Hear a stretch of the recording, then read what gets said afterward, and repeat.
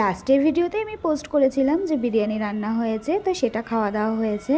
আর তারপরে একটুখানি রেস্ট নিয়েই তো বর বলল যে চলো রেডি হয়ে নাও, তোমাকে একটু ঘুরিয়ে নিয়ে আসি। আর এই কথাটা শুনে আমি তো পুরোই অবাক।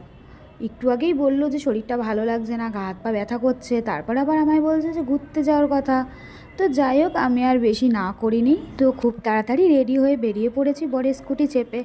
আর বর বলেছে যে তোমাকে আমাদের পুরনো জায়গায় নিয়ে যাব। তো আমি সেই খুশি মতো স্কুটির পেছনে বসে আনন্দে ভিডিও করতে করতে রিলস বানাতে বানাতে চলে এসেছি। আর ও মা এসে দেখি কি ও আমাকে আমাদের যে পুরনো জায়গায় আছে ওখানে একটা রিলায়েন্স মার্ট ছিল, তো সেখানে নিয়ে এসছে মাসকাবাড়ি বাজার করানোর জন্য। একদম সত্যি প্রথমে তো প্রচণ্ড রাগ হয়েছিল, তারপরে ভাবলাম যে যাই হোক কী করা যাবে, ঘরে মশলাপাতিও সব শেষ হয়ে গেছে, সেগুলোকেও নিতে হবে। তো চলো ঘোরার বাহানায় একটুখানি ঘরের সংসারে কাজটাই করে নিই। আর এই জায়গাটা আসলে আমার এমনি মন ভালো হয়ে যায়, এত সুন্দর, একটু ফটোও তোলা যায়, একটু কেত মেরে ভিডিও করা যায়। তো আমি কয়েকটা ফটো তুলিয়ে নিলাম বরমশাইকে দিয়ে জোর করিয়ে, তারপরে চলে গেছি রিলায়েন্সের ভেতরে। আর এখানে এসে তো আমি পুরোই পাগল পাগল হয়ে যাই, এত কিছু জিনিস দেখে মনে হয় সবকটাই নিয়ে নিই। আর আমার এতটাই রাগ হচ্ছিল, আমি বলছিলাম যে দেখো তুমি কি কি লাগবে সংসারে সব তুমি বুঝে বাজার করবে, আমি কিন্তু কিচ্ছু বলবো না। আর আমার একটু রাগ দেখে তো বরমশাই নিজেই প্রথমে আগে যা লাগবে সেগুলো নিচ্ছিল, তারপরে আমিও বেছে বেছে জিনিসগুলো নিচ্ছিলাম, কারণ আশা যখন হয়েছে তখন নিয়েই যাই, না হলে বেকার এটা নেওয়া হবে না ওটা নেওয়া হবে না। আর দেখো আমার এই গ্লাসটা পছন্দ হয়েছিল, তাই আমি না এই গ্লাসটা নিয়ে নিলাম। তারপরে একটু চকলেট নেওয়া ছিল, সেটা নিলাম। আর এখানে এসেও বরের কাজের ফোন চলে এসছে, আর আমাকে দাঁড় করিয়ে রেখে ও ফোনে কথা বলেই যাচ্ছে বলেই যাচ্ছে বলেই যাচ্ছে। তারপর আমি অনেকক্ষণ অপেক্ষা করার পরে নিজেই কিছু জিনিস নিয়ে নিলাম যেগুলো ঘরের প্রয়োজনীয়। তো নেওয়ার পরে এখানে দেখলাম একটা নতুন ধরনের চিজ, তো চিজটা দেখে ভীষণ ভালো লাগছিল।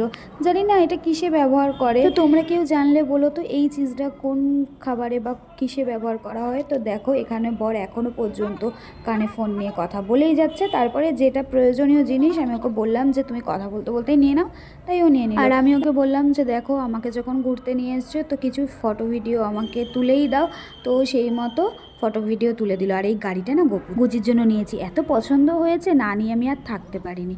তো দেখো আমাদের সমস্ত কিছু নেওয়া হয়ে গেছে, তাও অনেক কিছু বাকি ছিল পাইনি, সেগুলো পরে আবার অনলাইন থেকে অর্ডার করে নেব। তো যাই হোক এখানে বিলিং কাউন্টারে চলে এসেছে আর বিলিং করছে। আর দেখো বিলিং করা হয়ে গেছে, এই এতগুলো জিনিস রয়েছে। তো দুধ আর তেল আর দইটাকে আমরা আলাদার ব্যাগে নিয়েছি, বাকি সমস্ত জিনিসগুলোকে আলাদার ব্যাগে নিয়ে বেরিয়ে গেছি রিলায়েন্স থেকে। তো তারপরে ভেবেছিলাম যে একটু কিছু খাবো ওখান থেকে, কিন্তু পেটটা দুজনের এতটাই ভার করছিল তাই আর কিছু খাইনি, খাবার নিয়ে চলে এসেছি। আর দেখো আসার সাথে সাথেই লাবু এত খুশি হয়ে গেছে, আর ওর গাড়িটা দিয়ে দিয়েছে। আর গাড়িটা পেয়ে না প্রচণ্ড মজা পেয়েছে, প্রচণ্ড। নামাতেই দিচ্ছে না, একটু পেছনে এসো, আমার কাছে এসো, বধুটা ধরে টানবো, আমার কাছে এসো। পাপা কি কি আনছে দেখো, এটা ও সব কটা শুকে শুকে দেখছে, এটা কি ওটা কি, ও তো এখনই খেয়ে ফেলছে। কি আছে বাবা তোমার জন্য, এই এটা মুখে দিস না, ও সেটা শিল খোলা নেই।